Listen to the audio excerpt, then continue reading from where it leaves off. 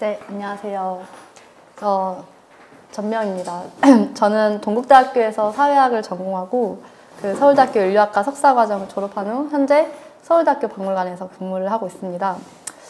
가장 먼저 오늘 이 자리에서 발표를 하게 되어서 무척 기쁜데요. 제가 여기 처음 온 게 2018년 겨울이었어요. 그리고 2019년 여름에 이제 IRB라고 학교에서 공식적으로 연구를 승인받는 그런 절차를 마치고 연구를 시작했고, 그 사이에는 저희 인류학과에서 보통 라포 형성이라고 하는데 여기 분들과 이제 친밀 관계를 쌓고 이제 서로의 간의 신뢰를 만들어 나가는 그런 작업을 했습니다. 그래서 이제 인류학을 공부하는 사람으로서 첫 필드이자 현장이기 때문에 굉장히 의미가 크고요. 여전히 이 지역에 대해서 애정이 많은 그런 일반 시민입니다. 그래서 오늘 여러분들께서 이 자리에 오신 김에 이 지역이 어떤 공간인지, 그리고 제가 가지고 있던 어떤 문제의식, 좀 알고 싶은 것은 무엇이었는지, 그 결과 제 논문이 어떻게 전개가 되었는지를 좀 말씀드리고 싶습니다. 저는 여전히 외부자이지만 그럼에도 불구하고 향후에 이 공간에 대해서 제가 가지고 있는 어떤 기대와 전망이 있을 텐데, 그거는 발표라기보다는 같이 토론을 하면서 이야기를 나누어 볼 수 있었으면 좋겠습니다. 오늘 말씀드린 내용이 목차이고요. 네, 연구 개요 말씀드리겠습니다. 제 연구 목적은 왜 사람들이 고장난 물건을 고칠까에 대해서 조금 더 상세하게 얘기를 하고 싶은 그런 거였는데요. 물건이 고장나는 거는 항상 우리가 살면서 일상적으로 있는 일인데, 그것을 고치는 것조차 그러할까 생각을 해봤을 때 좀 아닌 것 같았거든요. 그러니까 고치는 문화보다 버리는 문화가 좀 더 자연스러운 오늘날 사회에서 이 공간이 굉장히 특별하게 보여졌어요. 왜 제 눈에는 쓰레기처럼 보이는 시계들? 저는 시계를 잘 차지도 않았고 뭐 핸드폰만 사용을 했는데, 그것들을 평생 걸쳐서 고치고 팔고 광을 내고 이런 분들을 여기서 보고 너무 궁금했어요. 그래서 그런 것이 일종의 고치는 문화다. 고치는 문화. 그러니까 문화라는 건 우리가 만들어 나가는 거잖아요. 그냥 기존에 있는 자연스러운 어떤 기술적인 현상이 아니라, 그래서 고치는 문화라는 게 어떤 의미를 가지고 있는지, 그리고 그것을 가능하게 하는 그 상공인들의 연결 네트워크와 기술의 발전, 그리고 제약, 그런 것들이 역사적으로 그리고 현재적으로 어떤 상황인지를 이제 분석을 하고자 했습니다. 그래서 기술과 문화를 통해서 사회 현상을 이제 총체적으로 바라보려고 하는 그런 관점은 굉장히 고전적인 인류학 연구 방식이고요. 제가 가졌던 연구 질문은 다음 아래 3가지입니다. 그래서 어떠한 기능을 수행해 왔는지, 그리고 어떠한 가치를 바탕으로 실천되면서 그 구체적인 내용은 무엇이었는지, 그리고 이 지역의 기술이 보통 시장기술이라는 평가를 받아왔는데, 그 시장기술이라는 평가가 시계 수리를 둘러싼 사람과 사물, 기술과 시장, 제도와 문화의 관계를 어떻게 드러내는지, 그거에 대해서 말씀을 좀 드리고 싶었습니다. 제 논문 제목에 작업장이라는 말이 있는데, 작업장은 이제 넓은 의미로 일터라는 말이에요. 근데 뭔가를 이제 만들거나 고치는 방의 의미, 그리고 그런 거를 좀 확실하게 담고자 했는데, 그러니까 뭐 기계식 대량 생산 방식으로 뭔가를 만들어낸 게 아니라 사람의 좀 창의성이 들어간 공간이라는 뜻을 담고자 했습니다. 제 논문과 관련된 선행 연구는 크게 3가지인데요. 근현대 수공업 기술이라고 해서 아주 뭐 조선시대, 고려시대와 같은 옛날은 아니지만 여전히 과거인, 한때 굉장히 선전 과학기술로 빛을 발했지만 오늘날에는 뭐 많이 사라진 그런 기술에 대해서 민속박물관, 뭐 서울 역사박물관 이런 곳에서 기록 활동을 많이 하고 있습니다. 그래서 시계수리공에 대해서도 2012년에 오창현 선생님께서 연구를 해주셨고요. 그리고 이 지역, 그러니까 세운상가 일대의 어떤 상공인들이 밀집해 있는 지역에 대해서도 기록지가 나왔고요. 그게 도심 속 상공인 마을이에요. 그리고 이제 전통 금속 공예라고 해서 이제 안성맞춤 유기를 만드는 사람에 대한 연구도 있습니다. 그 수리 민족지라는 거는 물건을 고치는 것에 대해서 인류학자 혹은 사회학자들이 이제 연구하는 특정한 어떤 분야인데요. 수리라는 기술과 서비스 자체에 대해서 민족지 연구, 현장 연구를 수행한 사람들이 있었고, 그다음에 노동과 산업 구조의 측면에 관한 연구, 그다음에 전체적인 산업 구조에 고치는 문화가 어떻게 영향을 주고 받았는지, 기술과 물질 문화와 수리는 어떻게 연관이 되는지 그런 어떤 선행 연구가 있었습니다. 그 물질 문화 연구라는 거는 이제 제가 가장 좋아하는 인류학자 중 한 명인 아파두라이라는 사람의 The Social Life of Things라는 책이 가장 유명한데, 그러니까 사물의 사회적 삶을 통해서 우리 인간의 삶을 어떻게 이해할 수 있는지 그런 거를 굉장히 폭넓게 보여주는 책이라고 할 수 있습니다. 예지동 시계골목을 소개해 드리겠습니다. 여기가 저희가 있는 곳인데요. 여기 보시면 여기 세운 사구역이라고 있잖아요. 여기예요. 세운구역이 이렇게 세운상가, 대림상가 이렇게 해서 쭉 양옆으로 있는데, 지금 시점에서는 가장 넓은 지역이에요. 재개발 예정 지역이에요. 다른 곳들은 좀 분할이 돼 있는데 여기는 제일 크고, 그 중에서도 여기 시계골목 보이시죠? 그 오른쪽 파란색 동그라미, 거기가 저희가 있는데요.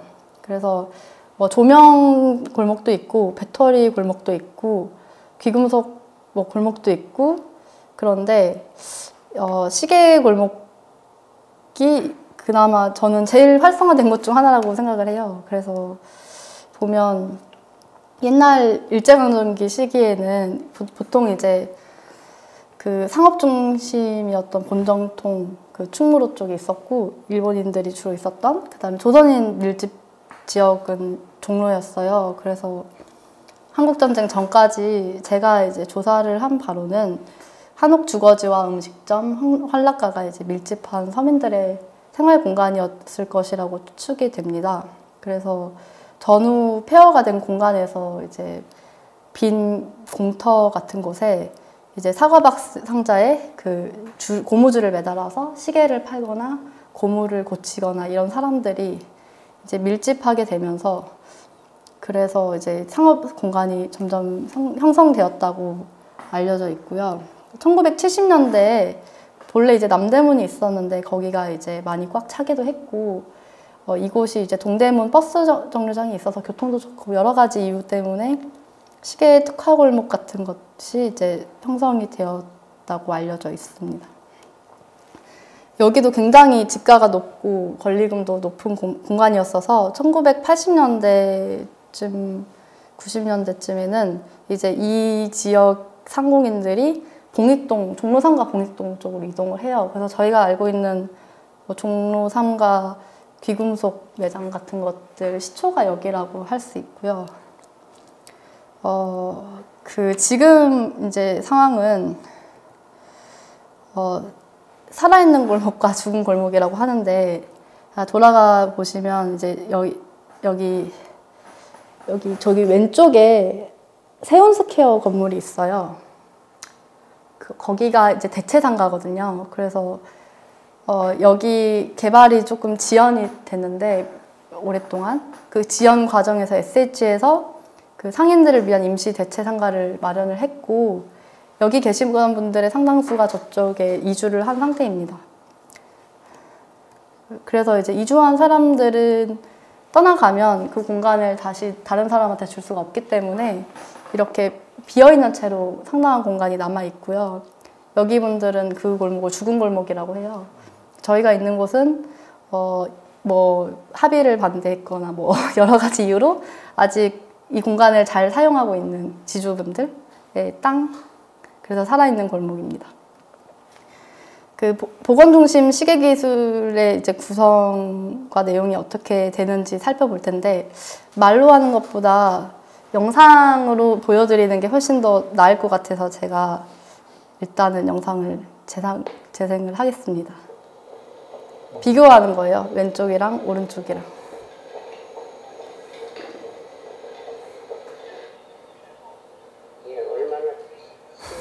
이거 오른쪽 얘기.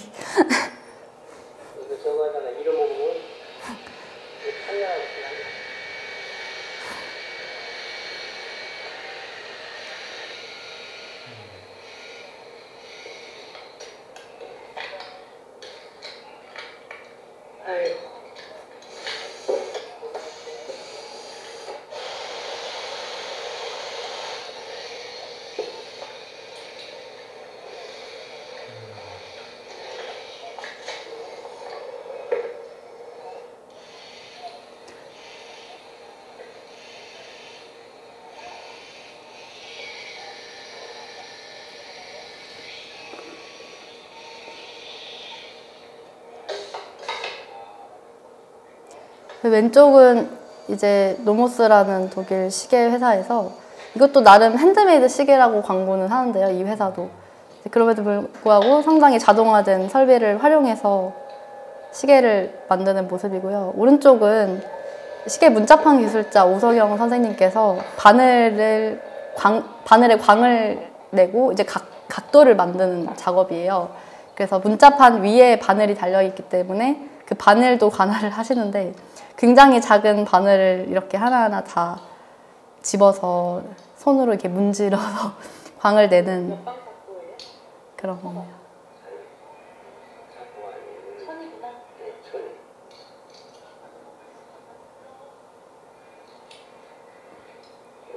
여기다 문지르려면 지금 광을 이쪽 잡았다 이쪽 잡았다 했으니까 그 손이. 그래서 이제 바늘을 자세히 보면 각도가 이렇게 있어요. 그 각도를 만드는 작업이라고 설명을 하고 있는 거예요.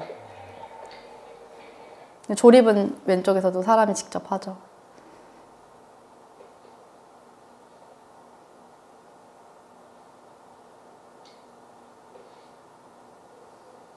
네.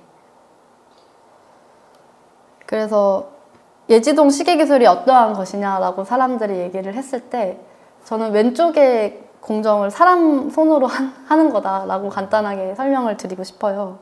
그래서 이게 시계수리 기술의 어떤 큰 범위인데요. 뭐 유리, 문자판, 줄, 그 다음에 도금, 시약에는 폴리싱이라고 광내는 거, 그리고 수리 선반 이렇게 있습니다. 그래서 이제 제가 조사했던 거는 복원 중심 시계 수리 기술이에요. 그래서 유리를 복원을 할 때 어떻게 하냐 했을 때, 유리 같은 경우에는 유리를 똑같이 갈아요. 그래서 우리 시계의 똑같은 모양으로 자르고 그 각도를 내고 광을 내고 이렇게 해서 이게 각도기거든요, 오른쪽에. 그래서 똑같은 유리를 만들어서 끼우는 게 유리 작업이고요. 네, 문자판은 여기 이렇게 문자판이 있잖아요. 그럼 이거를 똑같이 인쇄로 찍어내는 거예요. 근데 똑같이 찍어내기 전에 옛날에는 그거를 제독이라고 해서 잉크를 묻혀서 직접 이걸 똑같이 그렸어요. 근데 지금은 이제 필름이라고 해서 필름으로 이거를 만들어낸 다음에 동판 위에다 필름을 두고 그거를 파서 거기 이 인쇄기를 통해서 이제 찍어내는 방식으로 인쇄를 합니다. 우리나라 역대 대통령시계 웬만한 거는 이곳에서 만들 수 있습니다. 오른쪽이 노무현 시계 도안이고요. 이제 반해부라고 하는데, 이런 어떤 부속 같은 거, 줄과 관련된 부속을 만들어내는 거예요. 그래서 이렇게 황철봉 같은 거를 구부리고 피고 해서 똑같은 모양으로 만드는 작업, 혹은 쇠판을 가지고 가위로 잘라가지고 만들거나, 그래서 금속을 가공하는 기술이라고 보면 됩니다. 시약에는 이제 광을 내는 건데요. 가운데 있는 게 광약이거든요. 그래서 그거를 직접 기술자분들이 만드시는데요. 그 오른쪽 아래 보시면 여러 가지 모터가 있잖아요. 여기는 뭐 천바우도 있고 나무 바우도 있고 뭐 여러 가지 수세미도 있고 해서 이제 거친 거부터 해서 이제 부드러운 게 있는데 그거를 이제 여러 종류로 해서 시계가 반짝반짝하게 하는 거예요. 그리고 이제 도금이 있어요. 도금 약품을 활용해서 이제 금을 올리고 은을 올리고 니켈 도금을 하고 그리고 이제 금을 올린다고 되는 게 아니라 우리 시계에 고유한 어떤 저희가 스지라고 하는데 무늬 같은 게 있거든요. 그런 촉감이라고 해야 되나? 그래서 그런 것들을 사포로 이제 구현하는 그런 기술입니다. 이게 우리가 가장 잘 알고 있는 시계 수리 여력인데요. 그러니까 전자시계 같은 경우에는 IC를 일부를 교체하거나 하면 되는데 기계식 시계는 전기 없이 그냥 시간을 지시할 수 있는 그런 기계적인 장치잖아요. 그래서 부품 하나하나를 완벽하게 조립을 해야지 시계가 작동을 하거든요. 그래서 문제가 생겼을 때 시계를 다 해체해서 확인을 하고 조립하는 그런 작업이에요. 이거는 선반인데요. 선반이 뭐냐면 방금 시계 수리를 봤잖아요. 그래서 다 해체한 부속 중에 뭐 문제가 있는 게 있을 때 그거를 뭐 같은 거를 기성품으로 찾으면 좋지만 못 찾을 경우가 있잖아요. 그럼 그 부속을 똑같이 깎아내는 거예요. 그래서 큰 선반, 작은 선반이라고도 하는데 이제 세로 밀링, 가로 밀링이 있어요. 그래서 금속 쇠 봉을 빠르게 회전시켜서 칼로 이렇게 갈아내서 똑같이 모양을 만드는 그런 작업입니다. 이 선반기술자분이 제가 생각하기에 우리나라 10명이 안 되는 걸로 추측이 되거든요. 그래서 그만큼 굉장히 드문 기술이에요. 이분들이 안 계시면 부속이 없는 시계는 고칠 수가 없어요. 네.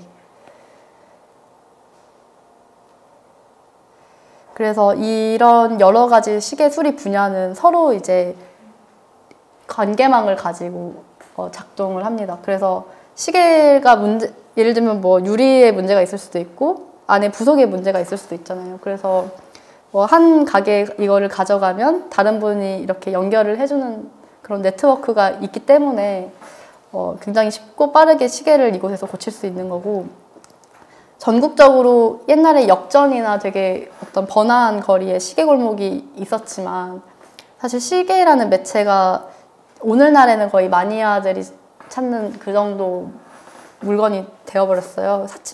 사치품과 필수품의 경계. 그래서 그 전국의 뭐 대전이나 이런 데 있는 시계 골목은 거의 사라졌고 거기 남아있는 기술자분도 거의 아주 국소주로 남았다고 보면 돼요. 그래서 이 전국적인 네트워크가 이제 중간 상인분들을 통해서 시계가 이제 서울 종로구로 이제 오는 경로거든요. 그래서 이 수리 기술자분이 가지고 있는 네트워크가 뭐 남대문에 몇 명, 뭐 봉익동에 몇 명, 이렇게 뭐 전국에 몇 명 이런 식으로 분포가 되어 있다.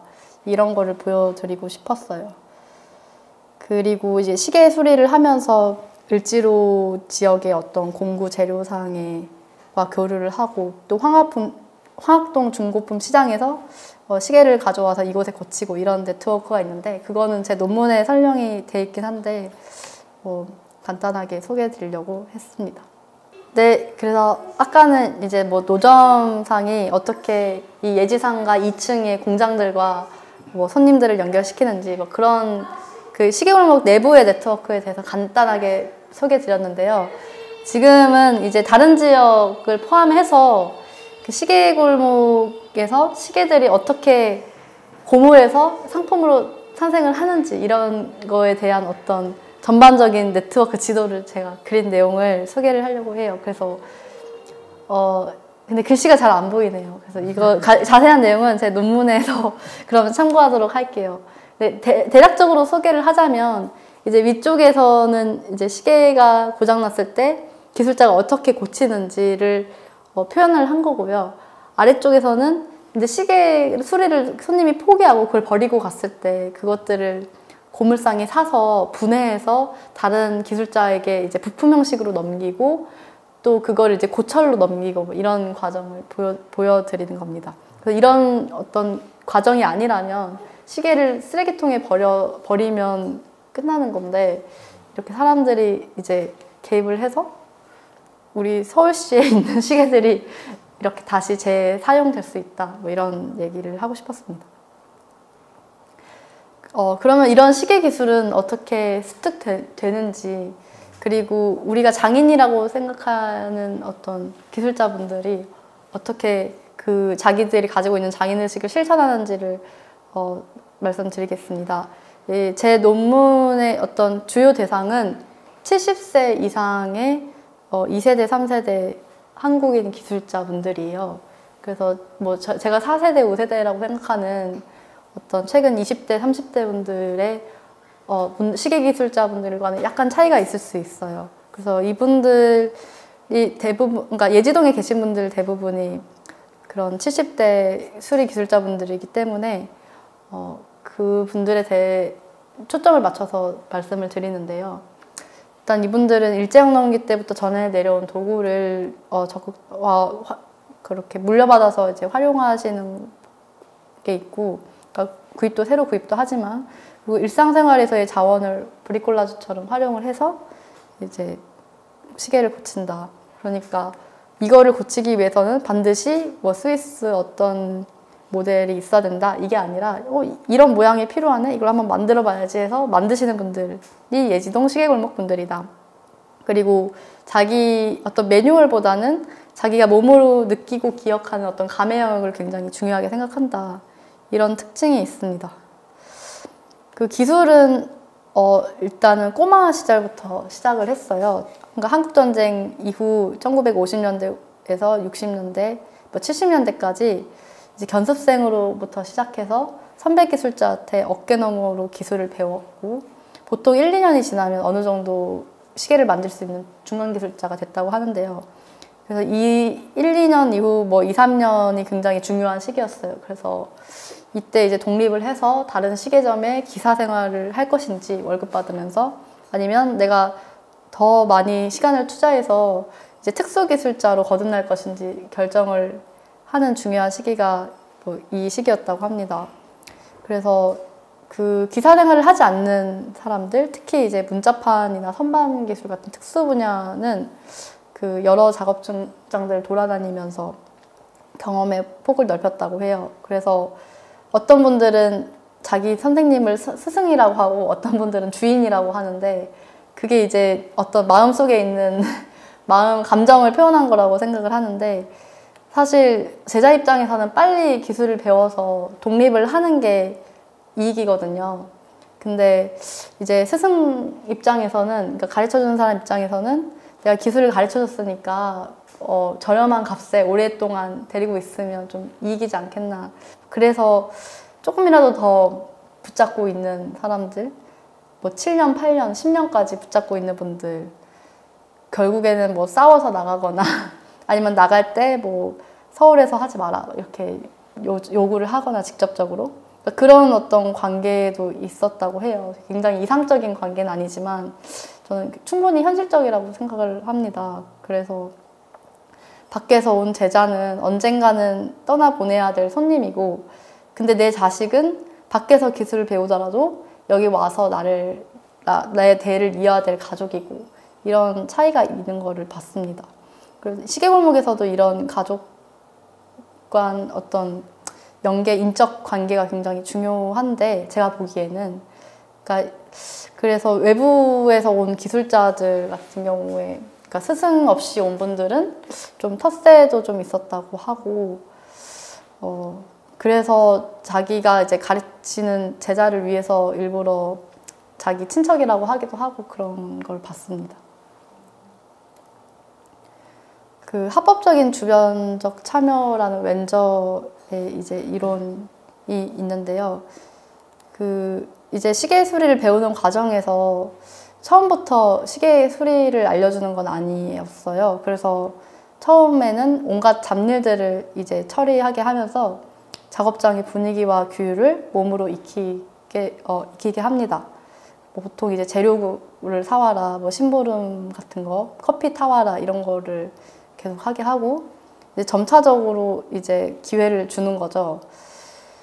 그래서 이런 어떤 몇 가지 단계를 통해서 이제 시계 수리 과정의 일부에 참여를 하게 되면 이제 그 사람은 내가 여기서 어떤 역할을 하고 있구나라고 아무리 작은 일을 하더라도 소속감을 느끼게 됩니다. 그래서 그런 것을 할 때 몇 가지 이제 뭐 계기가 있는데요. 뭐 유사 감기를 성공을 하거나 뭐 핀셋을 뭐 자유롭게 잡을 수 있다거나 이런 몇 가지가 있겠죠. 그래서 그런 것들을 이제 옆에서 지켜보면서 이제 너 이제 핀셋 잡을 수 있으니까 뭐 중식볶이 사와라 이런 식으로 하나하나씩 알려주면서 도구 하나를 살 때마다 단계가 하나씩 레벨업 되는 그런 경험을 했다고 합니다. 그래서 이 실행 공동체라는 게 이제 이 작업장은 우리가 알고 있는 제도 교육과는 달라서 한 공간에서 시공간의 분리가 일어나지 않아요. 가르치는 사람과 배우는 사람이.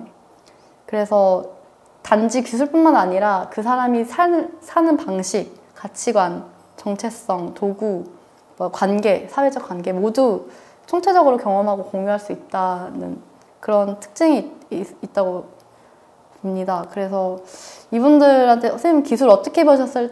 할 때 아무리 스승이라도 그분이 가르쳐 주었다고는 잘 얘기를 안 해요. 나 혼자 배웠어. 어깨 넘어 배웠어. 시계 곧 부수면서 배웠어.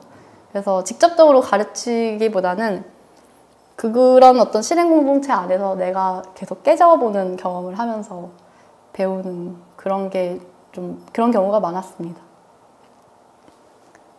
이 도구 핀셋이고요. 그래서 시계 수리에서 되게 가장 중요한 게 도구인데요. 이제 자기가 사용할 도구를 다듬고 만드는 것이 기술자가 되기 위한 가장 첫 번째 조건입니다. 그래서 오히려 다른 것보다 가장 먼저 배우는 게 칼 가는 거, 그 다음에 시계 수리 기술자는 핀셋 가는 거. 그러니까 분야마다 자주 사용하는 도구가 다르거든요. 그래서 그런 것들을 습득을 하고, 그래서 장인 기술이 풍부할수록 뭐 그만큼 도구가 많다. 이렇게 보면 될 것 같고요.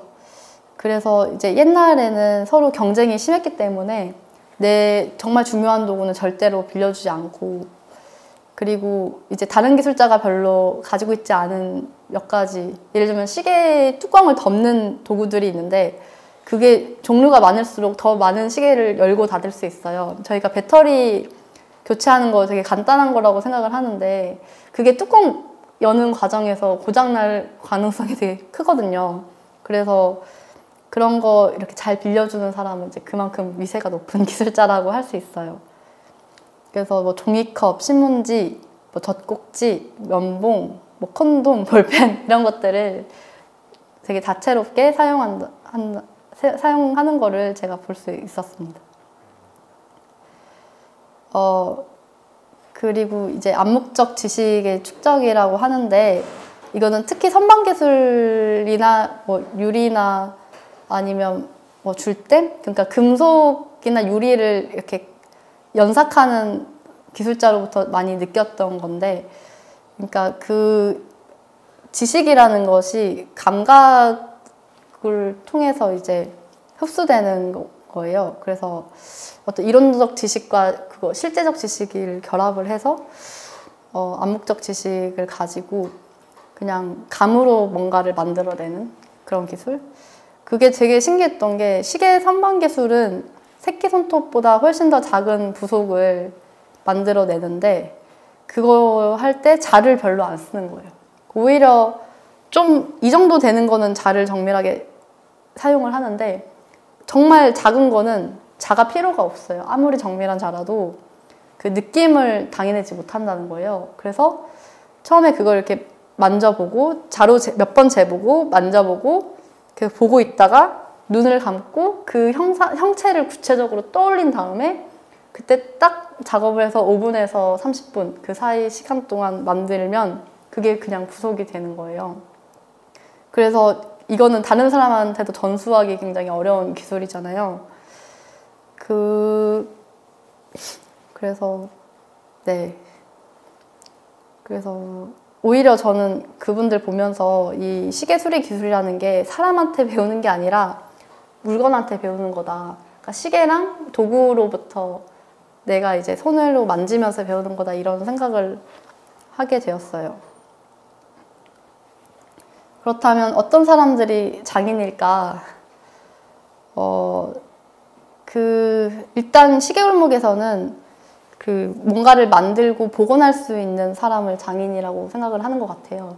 그러니까 교체 중심의 수리는 그 기성품을 잘 찾아서 그거를 바꿔내면 되는 건데, 이 제작하고 복원하는 거는 방금 말씀드렸던 것처럼 구체적인 기술이 필요한 거잖아요. 그래서 복구와 대체는 수리에 포함되지만 엄밀히 말하면 완전히 상반된 행위라고 생각을 해요. 근데 이제 전통적인 어떤 기술자분들은 그렇게 복원 중심으로 수리를 하는 것이 익숙하고, 왜냐하면 자원이 부족했던 시기에 그런 식으로 기술 전수 받았으니까 그렇긴 한데, 요즘 젊은 기술자분들은 사실 그렇게 하기가 굉장히 어렵습니다. 왜냐하면 일단은 100% 그러니까 기성품 새 거를 넣는 것보다 훨씬 더 품질 같은 게 보장되기 어렵고, 또 그 이후에 뭐 안 좋은 코멘트를 받으면 장사를 하기도 어렵고, 그러니까 옛날에 뭐 손님 시계 부수면서 이랬다 이런 게 좀 말이 안 되는 거죠. 그만큼 시계가 훨씬 더 비싸지기도 했고. 그래서 예지동에서도 이제 젊은 기술자와 연세 드신 기술자분의 어떤 스타일이 많이 다른 점을 제가 볼 수 있었어요. 그리고 이제 도구의 확보와 발명, 그러니까 장인이면 자기 도구를 직접 끊임없이 개발을 해야 된다. 그래서 바이스라고 뭐 줄을 이렇게 벌리고 막 이런 도구들이 있는데, 그것도 철공소 같은 데 가가지고 같이 캐드 작업을 해서 디자인을 직접 해서 자기 목표를 세우고 만들어낸다. 그런 얘기를 들었고, 근데 되게 안타까운 거는 사실 이 지역이 그런 것들이 다 가능한 공간이었는데 을지로 일대가 재개발이 되면서 뿔뿔이 흩어진 어떤 공동체가 있어요. 그래서 옛날에는 을지로로 가면 됐었는데 요즘은 뭐 물레동에 가야 됐던가, 거기도 나중에 없어졌다던가, 그럼 이제 자기가 그동안 같이 만들어놨던 도안 같은 것도 같이 없어지는 거니까. 그래서 그런 변화 때문에 그때 만들었던 도구들을 지금 고치지 못하기도 하고, 좀 그런 게 있습니다. 그래서 이제 장인 의식의 재생산이라고 하는 거는, 저는 이제 장인 의식이 개인의 그냥 노력으로만 실천되는 게 아니라고 생각을 했거든요. 그러니까 조건이 있다고 생각을 했어요, 상황적으로. 그러면 그 상황과 조건이 뭐냐고 했을 때, 첫 번째로는 적절한 공인비를 지불할 의사가 있어야 하고, 고칠 만한 가치가 있는 혹은 그만큼의 가치가 부여된 시계여야 하고, 기술자 개인의 능력과 도구도 굉장히 중요하고, 또 시공간, 시계 수리에 몰두할 수 있는 시공간이 중요하다고 생각합니다. 그래서 이 네 가지 조건이 없으면 제가 아무리 뛰어난 사람이라도 장애인의식을 가지고 시계를 고칠 수가 없는 거죠.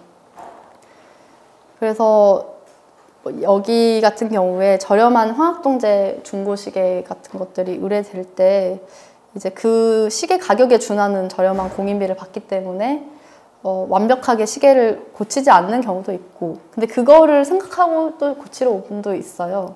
시계 수리가 반드시 이거를 원상태 100%로 내보내야 된다 이런 거라기보다는 나는 뭐 시계가 일단 움직이면 됐어, 이거는 뭐 옛날 거기도 하고 워낙 안 좋은 거여서 이 정도 작업에 만족하는 손님들도 굉장히 많다.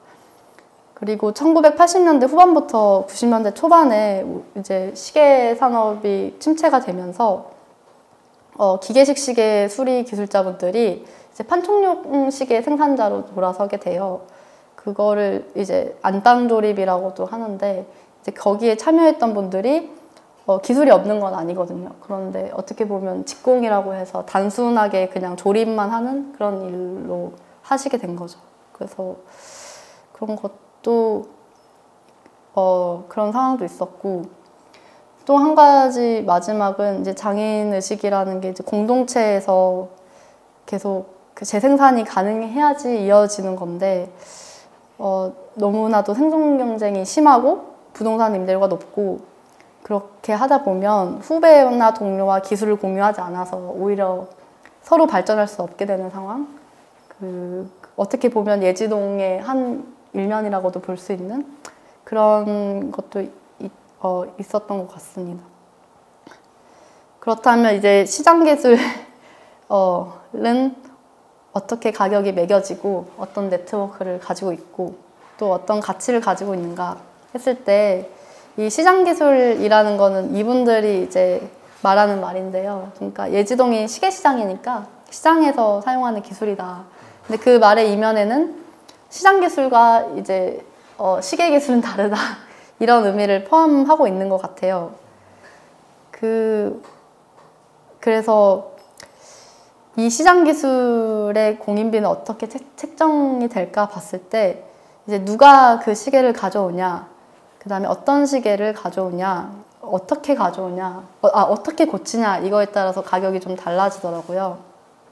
그래서 일반 손님이 가져왔을 때보다 단골 업자가 가져왔을 때 가격이 훨씬 저렴하고 명품이 모조시계보다 훨씬 비싸고 순정품으로 바꾸는 것이 이제 중고 일반 기성품으로 바꾸는 것보다 훨씬 비싸겠죠? 너무나도 당연한 얘기인데 되게 별로 당연하지 않게 보일 때도 있어요. 이런 것 같아요. 비싼 시계는 좋은 시계고 좋은 시계는 튼튼하고 잘 만들었거든요. 그래서 유격이 잘 맞아요. 그러니까 고칠 때 좀 편해요. 그 매뉴얼만 딱딱 맞추면 잘 가는 좋은 시계예요. 그런데 뭐 중국에서 뭐 모조품 구입한 모조품 그런 것들은 원래 잘 못 만들었으니까 고치다가도 자꾸 손상이 되고 그 금속이 무르니까 유격도 잘 안 맞고 그러거든요. 그래서 고치는데 더 시간이 많이 걸려요. 근데도 가격은 반대잖아요. 그래서 저는 이게 일종의 보험의 원리랑 비슷하다고 생각을 했어요. 그러니까 시계 가격에 따라서 그 시계 공인비가 책정이 되고 걸리는 시간이나 노력과는 크게 상관없이 그 다음에 신뢰가 높을수록 좀 공인비가 저렴해지고 그래서 좀 보험 원리랑 비슷하게 가격이 좀 공인비를 책정하네? 이런 생각을 했는데 그 사회학 논문 중에 이제 보험이라는 것이 어떻게 보면 사람들을 서로 연결해주는 상상된 사회의 도덕적인 테크놀로지다 뭐 이런 얘기가 있었거든요. 그래서 시계를 고치다가 이제 그것을 기술자가 파손시켰을 때 그거에 대해서 보상을 해줘야 되는데 현재 뭐 시계 조합이 따로 있는 것도 아니고 다 자영업자 분들이 하시는 거니까 이렇게 보편적으로 높은 시계 수리비를 좀 받으면 나중에 사고가 났을 때 좀 보상을 할 수 있지 않을까 그런 비슷한 그런 어떤 식으로 이 공인비를 좀 이해하려고 했던 것 같아요. 그래서 그렇다면 이제 시장 기술은 어떤 가치의 체제를 가지고 있을까 했을 때 아까 또 잠깐 얘기 나눴던 건데 일단 이 공간이 가지고 있는 터부 같은 게 있잖아요.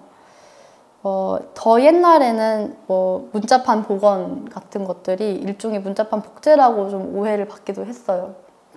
뭐 유명한 시계 브랜드를 똑같이 인쇄해낼 수 있는 기술이니까. 그리고 뭐 우리나라 시계 회사들이 뭐 롤렉스나 이런 시계를 좀 따라했다. 그런 시계들을 생산했다. 뭐 구식 기술이다. 뭐 짝퉁이다. 이런 딱지가 없지는 않았는데 그리고 뭐 몇 가지 사고들 그러니까 뭐 중고 시계를 너무 잘 닦아놔서 새 것처럼 잘 고쳐놔가지고 새 거로 판매했는데 뭐 나중에 들통이 난다던가 그런 것들이 종종 있기는 했는데 또 그렇게까지 막 여기가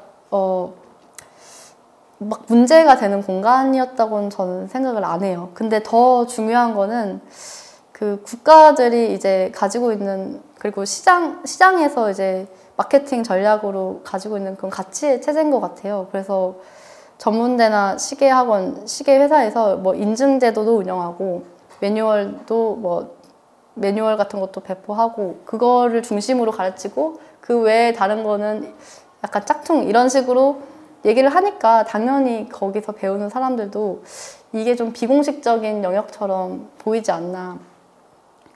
그래서 서비스와 산업으로서의 시계 수리는 원칙과 매뉴얼을 준수하고 또 효율적이고 생산적인 최신 설비들을 갖추는 것이 중요하죠. 그래서 이제 시계 회사들이나 학원 그런 데서 이제 교육을 그런 식으로 가르치긴 하는데 제가 또 한편으로 가지고 있는 생각은 그렇게 해서 시계를 만들 수 있나? 그 생각이 들더라고요. 그러니까 이 매뉴얼 잘 따라서 깔끔하게 부품 교체해서 손님한테 주면 손님은 만족하는데 그 기술자 본인은 그거를 계속 몇십 년 동안 한다고 해서 시계를 하나라도 만들 수 있을까? 그래서 분명히 CNC 자동화 기술, 그러니까 자동으로 자동 선반으로 부품을 만들어내는 게 컴퓨터로 손의 감각으로 만들어내는 것보다 훨씬 더 정확하기는 하겠지만 그럼에도 불구하고 좀 그냥 같이 뭔가 장점과 단점이 두 개 다 확실하다는 생각을 했어요. 그러니까 시장 기술과 공장 기술이라는 게 서로 뭔가 우위가 있다기보다는 그냥 다른 가치 체제에서 경합하는 기술이다. 그리고 이러한 서로 다른 가치의 체제에서 그 안에 시계들도 또한 서로 다른 순환과 교환의 과정을 거쳐서 제각각의 상품 경로를 가지게 된다. 이런 설명을 했습니다. 이거를 어떻게 알게 됐냐면 별로 생각을 안 하고 있었는데 고등학생 중에 시계 메이커가 되고 싶다는 친구를 제가 만났어요. 근데 예지동을 모르더라고요. 그래서 궁금했어요. 어떻게 시계를 좋아하는데 예지동을 모를까. 근데 이제 거기 시장은 들어본 것 같아요. 종로에 시장 하나 있다고 이렇게 얘기를 하는 거예요. 그래서 같이 와서 여기 같이 와서 볼래? 해서 보여줬는데 그 친구는 너무 놀라워하고 여기서 당장이라도 시계 배우고 싶다. 근데 그 기술자분이 그 친구한테 여기 가면 안 된다고, 나중에 시계 회사 취업 못 한다고. 그러니까 시계 학원이나 특히 그 대학교 가면 거기 가서 이제 보통 가지게 되는 목표가 유명한 명품 시계회사 에이스센터나 그런 데서 일을 하는 건데 여기 경력 조금이라도 있으면 부품 뭐 빼낸다 이런다 해가지고 되게 싫어한다고 막 그러시는 거예요. 그래서 이런 게 있구나. 어떻게 하지? 저는 이런 생각을 했어요. 저한테는 여기가 되게 엄청난 공간이었는데 실제로 시계를 사랑하는 사람들이 이런 생각을 하고 있었구나 발견을 해서, 그래서 여기가 산업화되지 못한 공간인 거는 인정하는데 그럼에도 불구하고 그 너머에 가치가 있지 않을까 해서 이제 이런 내용으로 결론 부분을 좀 썼어요. 그래서 이 시계 수리가 문화적 실천이라는 거 한다면 이게 왜 어떤 의미를 가지고 있을까 봤을 때 일단은 시계 본연의 가치를 유지시키고 또 새롭게 생산을 할 수 있더라고요. 시계 수리 과정에서.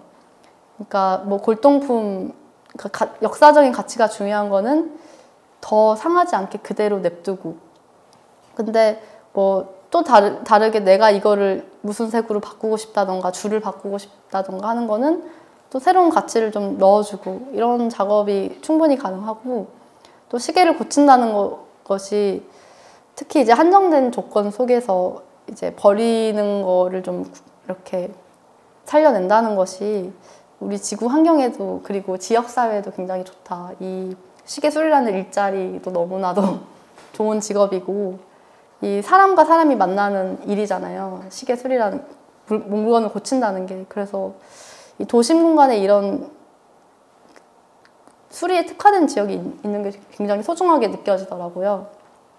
그리고 이 고치는 문화가 일종의 즐거운 여가 생활처럼 될 수가 있겠더라고요. 그래서 특히 기계공학 쪽으로 관심 있는 분들은 시계 기계적 구조나 디자인 같은 것도 따로 공부를 하고 세미나를 열어서 분해해서 조립을 해보기도 하고, 이게 일종의 뭐 약간 취미로 좀 정착이 될 수 있는 가능성을 저는 봤어요. 그래서 사실 프랭켄 시계라고 해서 이제 모조 시계도 상당히 많이 의뢰되는 그런 그런 것들도 있고, 그렇긴 하지만, 이제 역사적으로 봤을 때 예지동에서 시계를 만들 수 있었던 거는, 이런 어떤 복제품 같은 것, 그러니까 실제로 복제품은 아니었지만 롤렉스를 비슷하게 따라한 여러 가지 케이스와 이런 것들이 이제 시도가 됐기 때문에 로만손 같은 우리나라 시계도 비록 조립식이지만 만들어지지 않았을까 그런 생각을 했어요. 우리나라에서 시계 산업이 성장하기가 굉장히 어려운 조건이에요. 가장 큰 거는 그냥 국가 브랜드인 것 같고요.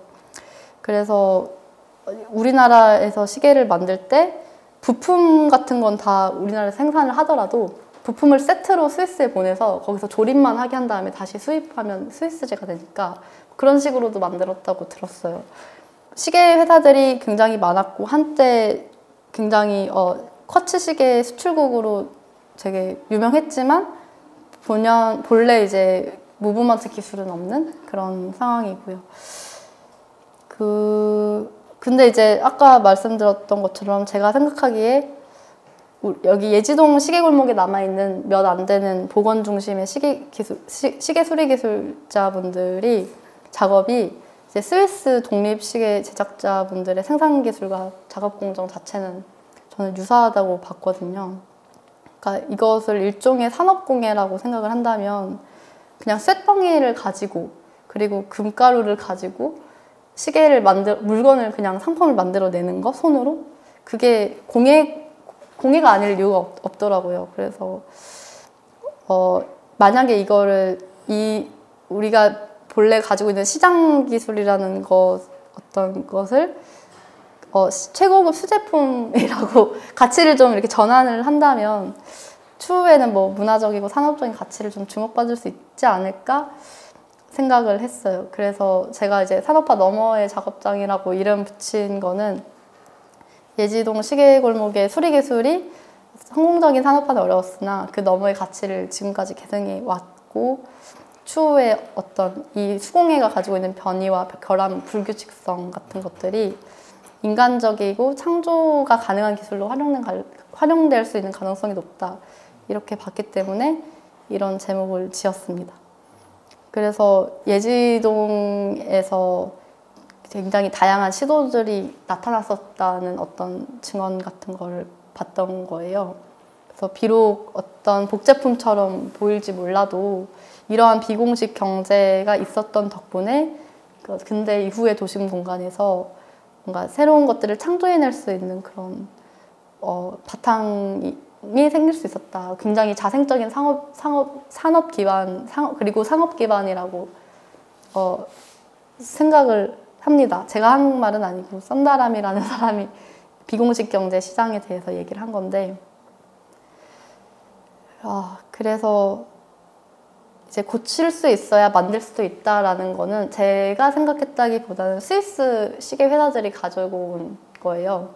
그래서 쿼츠 시계가 개발이 되면서 스위스 시계 산업이 거의 붕괴하다시피 했는데, 그때 이제 시계를 필수품에서 사치품의 영역으로 끌어들이면서 기존의 수리기술자들을 연구실로 데려와서 같이 디자인해보자. 그리고 옛날 방식으로 만들어보자. 손으로. 이렇게 해서 정말 비싼 시계들이 탄생을 했고, 그래서 스위스에서는 전통 문화였던 것이 사치품으로 된 거잖아요. 그거는 뭐 기술의 발달이라기보다는 정말 가치체제의 변환이기 때문에 그래서 문화의 힘이 굉장히 중요하지 않나 생각을 했습니다. 네, 이것으로 발표를 마치겠습니다. 감사합니다. 네, 보건 중심의 시계 기술이 재생산이 좀 어려운 거는 맞는 것 같아요. 그러니까 젊은 기술자분들은 제가 생각하기에는 충분히 있거든요.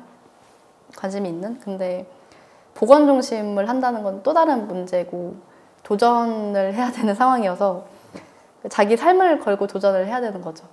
그러니까 사람들이 시장 기술이라고 말하는 것에 인생을 거는 거, 그거를 이제 본인 부모님이 그런 거를 하셔서 어느 정도 수입이 잘 되고 뭐 가치가 있고 이런 거를 아는 분들은 해요. 그 자식분들이. 제가 꽤 되는 걸로 알고 있는데 그 속사정을 잘 모르는 일반인이 봤을 때는 굉장히 들어가기 어려운 분야, 그러니까 진입장벽이 높은 거라고 생각을 해요. 근데 일단은 제가 자세하게 설명은 안 드렸는데 그 시계 전국적인 네트워크가 있었잖아요. 그 네트워크가 의미하는 게 뭐냐면 그만큼 수요가 있다는 거예요. 특히 우리나라에서 그 전통 그 시계 수리하시는 분 중에 뭐 문자판이나 뭐 특수한 분야 같은 경우는 뭐 일본이나 미국이나 해외에서도 우편 통해서 많이 의뢰를 하고요. 그렇게 싸지 않아요. 시계 수리 공인비가 한 30만 원, 60만 원 하는 것도 있거든요. 그래서 잘 살린다면 제 생각에는 산업적 가치는 충분한 분야라고 보는데 중요한 거는 그거를 혼자 힘으로 하기 어렵다는 거죠. 저희가 학교의 제도권 교육을 통해서 국가의 지원을 받잖아요. 그래서 시계 수리 같은 것도 그만큼 지원을 해준다면 가능하다고 생각을 하거든요. 이 기술을 배우는 사람들이 제가 알기로는 이제 직장을 옮길 때 고려하는 분도 많다고 들었는데 그것도 굉장히 좋지만 이제 조금 더 어린 나이에 여기에 입문을 해서 자기 분야를 만들어 나갈 수 있다면 최종적으로는 정말 디자인까지 할 수 있지 않을까. 예를 들면 기계공학이나 뭐 아니면 화학공학 그쪽이랑 같이 연계를 해서 그 막 큰 규모가 필요한 시설이 아니니까 그런 생각을 했어요.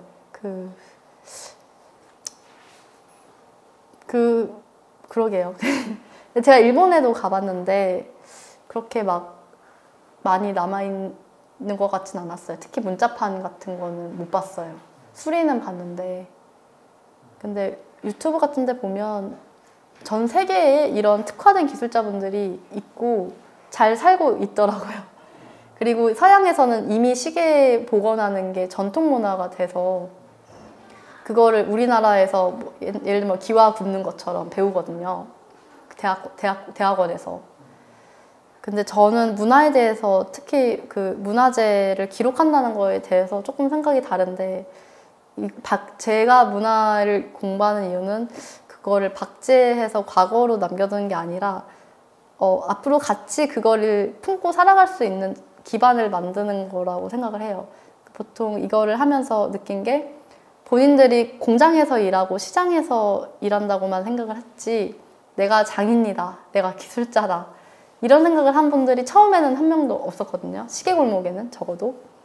그래서 저는 근데 그분들이 자기의 기술에 대해서 자부심을 가지고 자기 기술에 대해서 생각하는 것만 달라져도 그분들을 보는 사회 인식도 바뀔 수 있다고 생각을 해요. 그리고 저 같은 사람들이 할 수 있는 거는 그거를 이제 체계화하는 거? 글이나 말로?